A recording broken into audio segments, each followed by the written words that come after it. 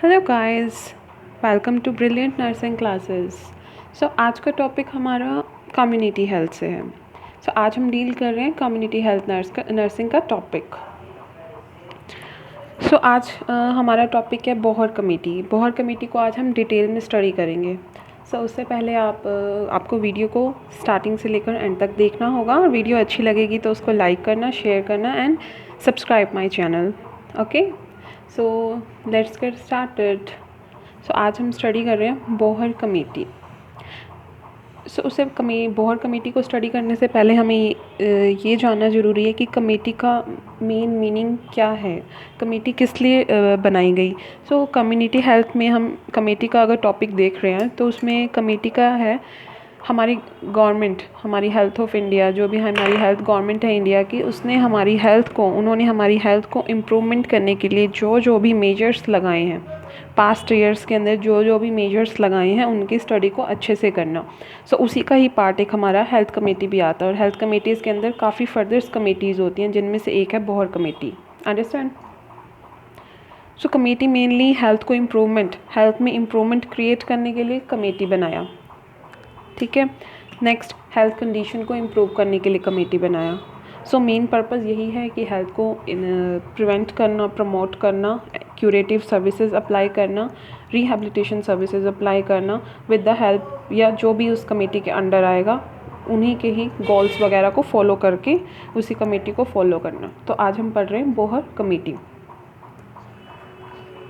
Without delay मैं आपको start करा रही हूँ बोहर कमेटी। बोहर कमेटी आई है हमारी मेनली 1946 के अंदर, 1946 में। 1946 के पीरियड में हमारी गवर्नमेंट ऑफ इंडिया ने हमारे हेल्थ को फोकस करते हुए क्या क्या प्लान्स करे, उसी की स्टडी आज हम बोहर कमेटी के अंदर कर रहे हैं। गवर्नमेंट ऑफ इंडिया इन 1943 के अंदर डेवलप्ड एक कमेटी। 1943 के अंदर एक कमेटी डेवलप हुई जिसका नाम था बोहर कमेटी। बोहर कमेटी का 1943 में डेवलपमेंट हुई थी। ओके, इसका अनदर नेम, ठीक है, another name of this committee is health survey and development committee. अब इसके नाम से ही समझ में आ रहा है हमें, हेल्थ सर्वे, हेल्थ को सर्वे करना मीन्स कम्युनिटी एरिया के अंदर जाके हमने सर्वे करना है, लोगों का हेल्थ कंडीशंस को देखना है, अच्छे से सर्च करना है कि क्या क्या उनको प्रॉब्लम्स फेस करनी पड़ रही हैं और उसके अकॉर्डिंग डेवलपमेंट लेके आनी है। As the name shows, health survey and development committee under the chairmanship of Joseph Bhore. इसका जो इनका बोहर कमेटी का चेयरमैनशिप किसके अंडर थी? His name is sir Joseph Bohr. Sir Joseph Bohr के नाम पर हमें ये कमेटी डेवलप हुई और उसी कमेटी का नाम बोहर कमेटी के नाम से रखा गया। अनदर नेम, इसका एक और नाम भी है, दैट इज़ 3 मिलियन प्लान। कई बार हम एग्ज़ाम्स में देखते हैं कि MCQs आ जाते हैं, शॉर्ट आंसर क्वेश्चंस आ जाते हैं, जिसमें हम पढ़ते हैं कि 3 मिलियन प्लान किसके अंडर आया या 3 मिलियन प्लान क्या है। Easily we can answer that 3 million plan is Bohr committee. Understand? उसको हम पढ़ रहे हैं। तो इसका एम क्या था? बोहर कमेटी का मेन एम क्या था? बोहर कमेटी का मेन एम था फ्यूचर डेवलपमेंट। फ्यूचर डेवलपमेंट कैसे करना? With the help of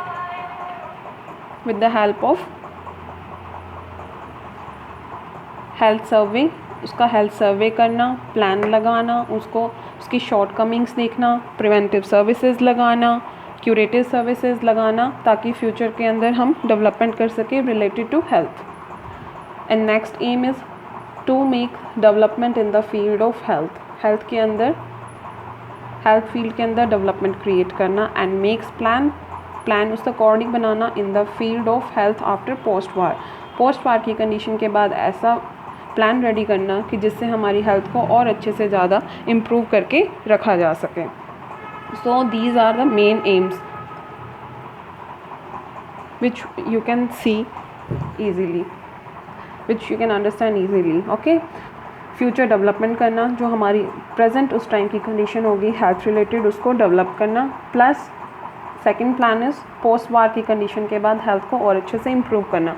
These 2 aims are there in the Bhore committee.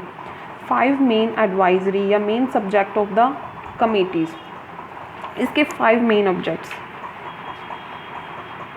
Short answer type question के अंदर हमें ये भी क्वेश्चन आ सकता है कि बोहर कमेटी के 5 मेन एम्स या 5 मेन सब्जेक्ट्स क्या थी। So first one is public health, public health को इम्प्रूव करना, मेडिकल रिलीफ देना, professional education, medical research and industrial health. Public health से हम क्या देखेंगे, पब्लिक हेल्थ मीन्स जो हमारी कम्युनिटी की हेल्थ है उसको इम्प्रूव करना, मेडिकल रिलीफ देना, जो मेडिकल सर्विसेज लोगों को नहीं मिल पाती थी उसको रिलीफ करना, कॉस्ट फ्री सर्विसेज देना, प्रोफेशनल एजुकेशन प्रोवाइड करना, रिलेटेड टू हेल्थ हमने क्या लोगों को एजुकेशन प्रोवाइड करनी है, कोर्सेज लगाने हैं ANM नर्सिंग रिलेटेड या डॉक्टर से रिलेटेड प्रोफेशनल एजुकेशन प्रोवाइड करना ताकि हेल्थ फील्ड के अंदर इम्प्रूवमेंट लेके आई जा सके। मेडिकल रिसर्च करना ताकि जो शॉर्ट कमिंग्स होती हैं, शॉर्ट कमिंग मेजर्स आते हैं उनको कवर अप करना। इंडस्ट्रियल हेल्थ एरिया को भी इम्प्रूवमेंट करना, इंडस्ट्रियल हेल्थ को अच्छे से मेंटेन करके रखना। सो ये हमारे 5 मेन सब्जेक्ट्स हैं जो कि हमें बोहर कमेटी के अंदर करने थे। The committee submitted it's first report इन 1946। सो हमने यहाँ देखा कि 1946 में आई, इधर हमने नाम पढ़ा 1943। सो कमेटी ने अपना डेवलपमेंट की थी वो था 1943, बट उसने अपनी फ़र्स्ट रिपोर्ट जब सबमिट की थी द ईयर इज़ 1946। तभी बोहर कमेटी को 1946 कहते हैं क्योंकि तभी से ही इसका वर्क स्टार्ट होने लगा था। अंडरस्टैंड? तब इस कमेटी के अंदर हम ये पढ़ रहे हैं कि उसकी रिकमेंडेशंस क्या थी। अगर हम किसी भी कमेटी को स्टडी कर रहे हैं तो कमेटी के अंदर रिकमेंडेशंस पढ़ना बहुत ज़रूरी होता है। तो रिकमेंडेशन का मीनिंग मैं आपको बता देती हूँ, दैट इज़ सजेशंस, सुझाव, कि कमेटी के अंदर क्या क्या सुझाव दिए गए थे जिससे उसकी प्लान किया, जो एम किया उसको फुलफ़िल किया जा सके। सो फर्स्ट इज़ इंटीग्रेशन मतलब जोड़ना, इंटीग्रेट करना, preventive and curative services at all administration level. जितने भी हमारे एडमिनिस्ट्रेशन लेवल हैं, जितने भी पॉसिबल एडमिनिस्ट्रेशन लेवल होते हैं वहाँ पर जाके किसी भी हेल्थ को प्रिवेंट करना, इन हेल्थ सर्विसेज प्रोवाइड करना। दैट इज़ प्रिवेंटिव सर्विसेज भी हो सकती हैं, वो क्यूरेटिव सर्विसेज भी हो सकती हैं और वो प्रोमोटिव सर्विसेज भी हो सकती हैं। प्रिवेंटिव सर्विसेज का मैं आपको एक एग्जांपल दे देती हूँ। प्रिवेंशन, हेल्थ को प्रिवेंशन हम कैसे कर रहे हैं कि किसी भी डिजीज़ को होने से पहले ही रोक दिया जाए, दैट इज़ प्रिवेंटिव सर्विसेज। उसका एग्जांपल है किसी भी चीज़ को, अगर हम किसी भी बीमारी को हम होने से पहले ही रोक देते हैं। जैसे एग्जांपल इज़ इम्यूनाइजेशन हम क्यों करते हैं कि किसी भी बीमारी को होने से पहले ही रोक दिया जाए, दैट इज़ प्रिवेंटिव सर्विसेज। उसका एग्जांपल है immunisation. And next is curative services.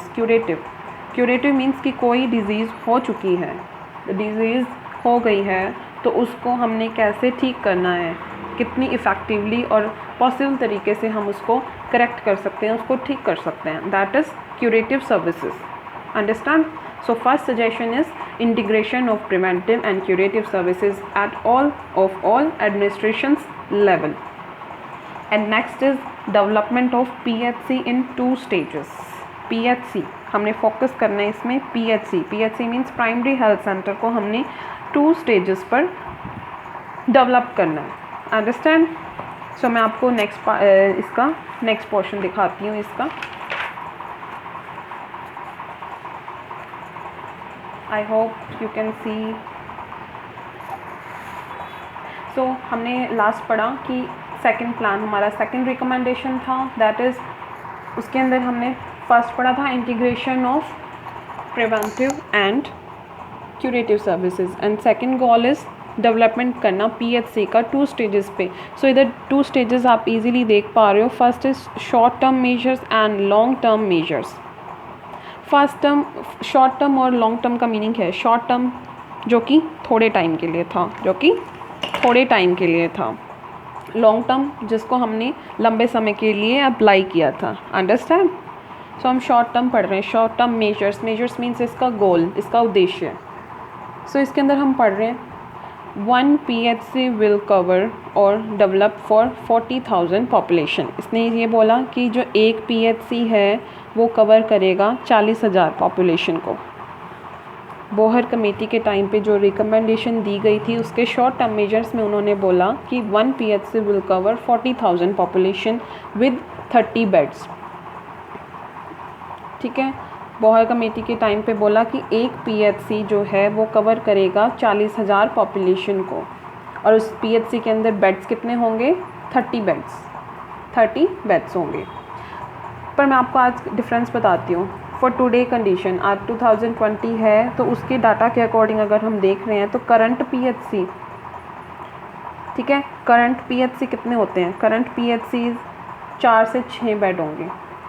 Bohr committee के टाइम पे 30 बेड्स बोले, लेकिन आज के टाइम पे अगर हम PHC में, प्रेजेंट PHC में अगर बेड देख रहे हैं तो वहाँ पर 4 से 6 बेड होंगे। और पॉपुलेशन आज के टाइम पे अगर हम देखें, 1 PHC will cover 20,000 to 30,000 population. जी हाँ, 20,000 to 30,000 पॉपुलेशन।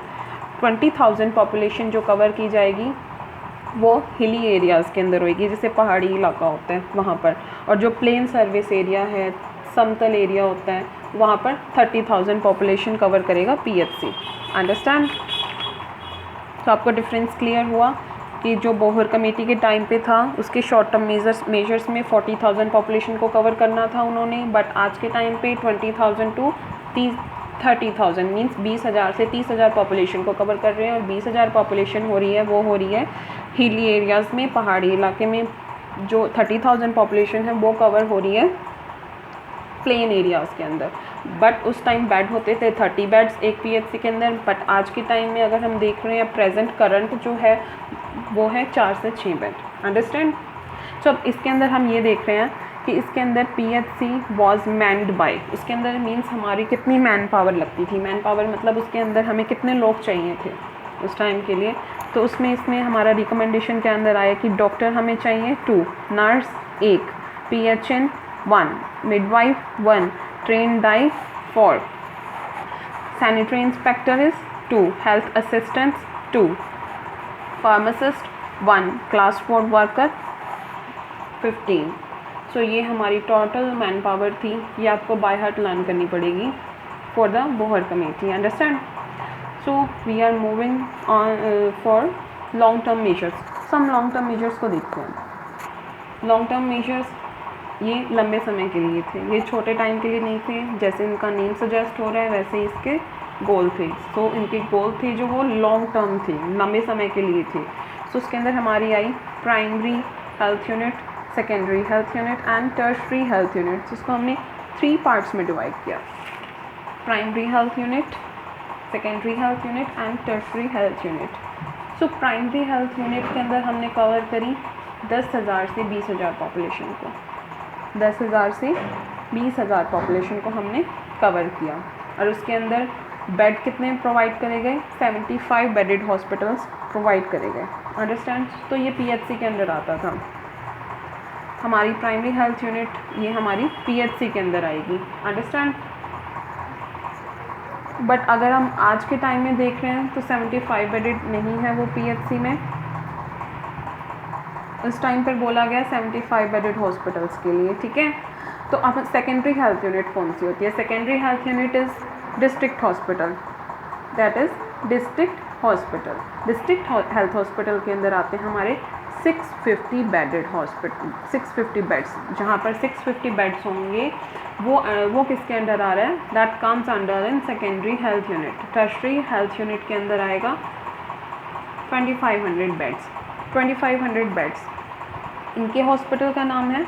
जैसे रीजनल हॉस्पिटल्स होते हैं, रीजनल हॉस्पिटल, सेंट्रल हॉस्पिटल, जैसे मोर एक्सपर्टाइज, जो काफ़ी सेंट्रल लेवल के हॉस्पिटल होते हैं जिसमें एक्सपर्ट केयर प्रोवाइड होती है हमें, उसके अंदर वो जो हैं वो टर्शरी हेल्थ यूनिट के अंदर कवर होते हैं। तो उसकी बेड्स जो हैं वो 2300 बेडेड से लेकर 2500 बेडेड तक उनकी एवरेज होती है। अंडरस्टैंड? सो हमारा जो लॉन्ग टर्म मेजर्स में थे उसमें हमारी primary health unit I, secondary health unit I and tertiary health unit I. Primary health unit के अंदर हमने कवर करा 10,000 से 20,000 पॉपुलेशन को, और बेडेड उस टाइम पर कितने थे? 75 बेडेड हॉस्पिटल था। और सेकेंडरी हेल्थ यूनिट में, यानी secondary health unit is district hospital, जो कि डिस्ट्रिक्ट हॉस्पिटल होते हैं, उन्होंने कितने कवर करे? 650 बेडेड। टर्शरी हेल्थ यूनिट में 2300 से 2300 टू 2500 बेड्स आए।